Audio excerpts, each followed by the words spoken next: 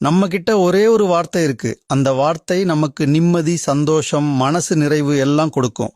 அந்த மந்திர வார்த்தை என்னன்னு தெரியுமா? போதும். எஸ், போதும்னு சொல்றது தான் பெரிய மந்திர வார்த்தை. வயிறு நிறையறதுக்கு முன்னாடியே போதும்னு சொல்லி பழகுங்க.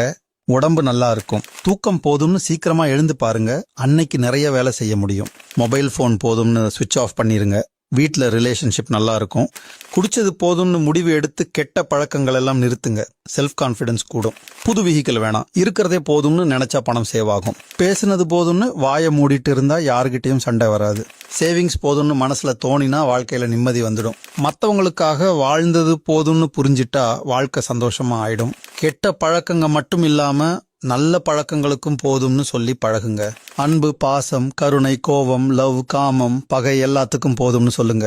வாழ்க்கை இனிமையாயிருக்கும். மகிழ்ச்சியுடன் வாழுங்கள்.